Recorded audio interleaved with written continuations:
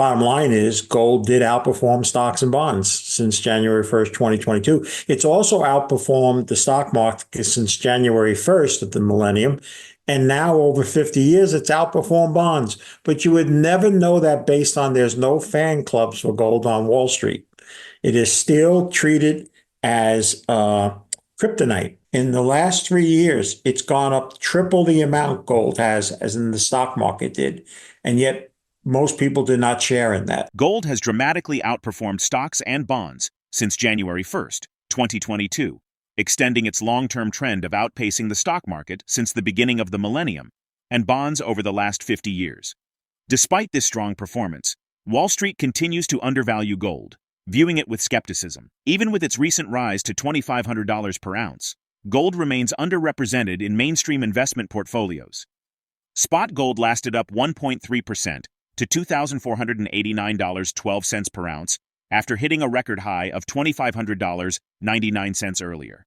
U.S. gold futures rose 1.4% to $2,527.80. Bullion rose 2.4% last week. Gold is above $2,500, but the mainstream financial sector still treats it like kryptonite, says Peter Grandich. He mentioned that over the last 3 years, gold has risen at 3 times the rate of the stock market. He became increasingly confident that it would outperform both stocks and bonds. Global stock markets, meanwhile, continued their rebound run following a massive sell-off earlier this month, caused by the weak economic data and fears of a recession in the U.S., which have somewhat faded thanks to more upbeat reports this week. Gold investor sentiment looks set for the upside in the 3 to 6 month window, Citi analysts said in a note on Monday. The bank added that they see a $3,000 per ounce target by the middle of 2025 and a fourth-quarter average price forecast of $2,550 per ounce. Grandich emphasizes that while gold may not be as cheap as it once was, the factors driving its rise remain as valid as ever. He suggests that if gold were to double to $5,000, it would likely indicate a significant worsening of current conditions, which is not an unimaginable scenario given the state of the world. He advises investors to view gold as portfolio insurance, akin to having a car or home insurance. Ready to uncover more insights? Remember to subscribe and turn on notifications always to get our latest content. It goes back quite a bit. It almost goes back 10 years when gold was in 1300 stage. And then in the end of 2021, I became so enamored with gold that I felt it would outperform both stocks and bonds. And for myself, I sold all general equities and bonds, equities that weren't related to natural resources, and told anybody that, not many people fit that mode, but those that did, it was worth doing. A handful of our clients did. Bottom line is gold did outperform stocks and bonds since January 1st, 2022. It's also outperformed the stock market since January 1st of the millennium. And now over 50 years, it's outperformed bonds. But you would never know that based on there's no fan clubs for gold on Wall Street. It is still treated as kryptonite. And what's interesting about that, Elijah, is the central bank's banker, the Bank of International Settlements, went so far as to make gold a tier 1 investment a few years ago, joining bonds. And yet the world I see in our planning group is full of bonds when potential clients come in, and almost no one really has physical bullion yet. I know your listeners do, and thank God they did, because they should be real happy that they listened to you. But by and large, it's still not something that is even remotely close to fully owned, let alone overly owned.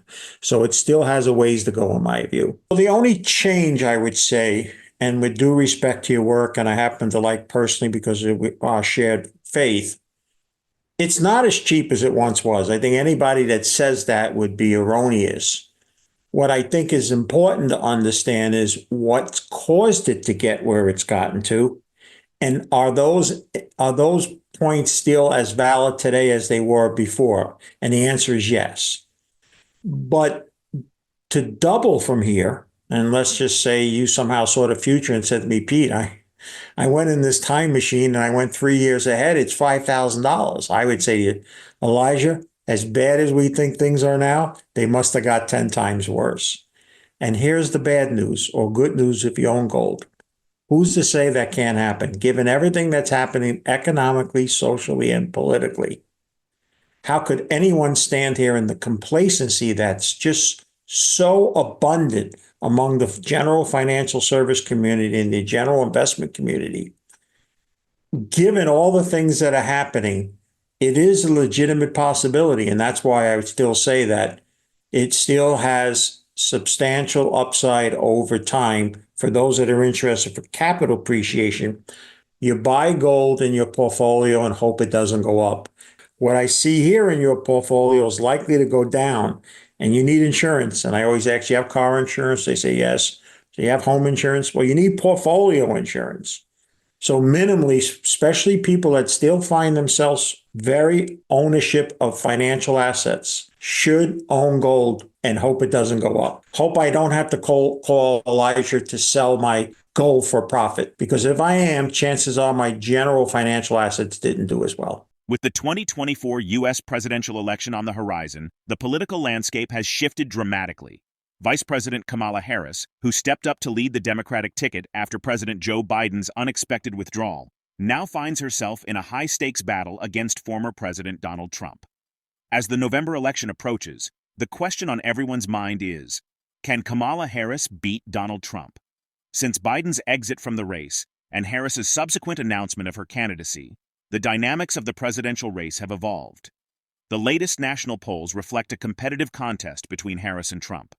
According to 538's average of national polls, Harris holds a slim 2.8-point lead over Trump. Peter Grandich expressed his concerns about the current political landscape and its potential impact on gold prices. He mentioned that if Kamala Harris were to become president, gold could quickly rise to $5,000, but at a significant cost.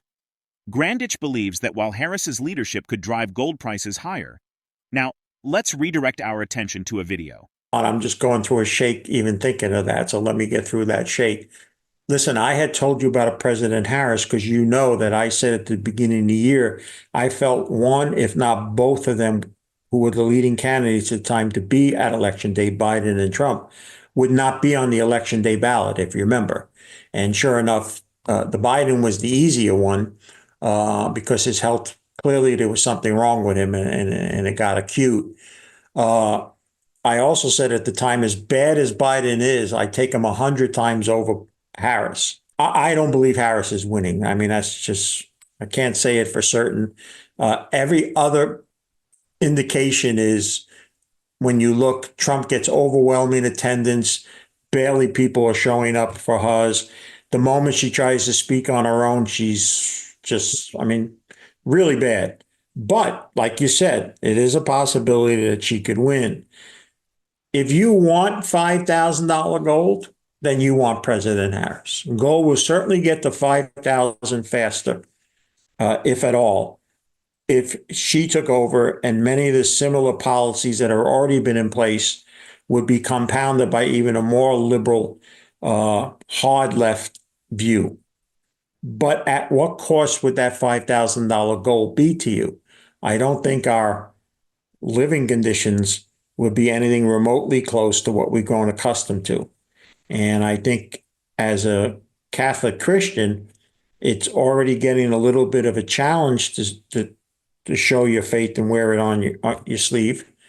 I can imagine 4 more years with wokeness being leading out of the White House, how difficult that would be. So yeah, there is a dramatic difference in both of them. That's one thing that can be said in this election. Business-wise, how they plan on going. First of all, I don't believe she has a personal own economic plan. I don't believe Kamala Harris, has her own idea and thought. I don't think she's had an original idea since she's been in politics. I do believe Trump does. I believe that's the difference. Whether you agree or you like the way he says it, that's another matter. I believe he brings to the table much more needed economic business sense than her and her running mate can be. But I also believe the polls are a sham. I don't believe she's remotely close ahead. There's nothing to indicate it. Whenever you speak to people that normally you would expect to be on her side, people are being shocked to find out that they're actually talking about voting for Trump, and the Trump people are stronger than ever. So I'm a believer that that is not the real case. I'm not telling people to go bet online on the presidency, but man, if you asked me where my money would go on Trump or wouldn't be bet. I wouldn't put a nickel's worth on her winning the presidency.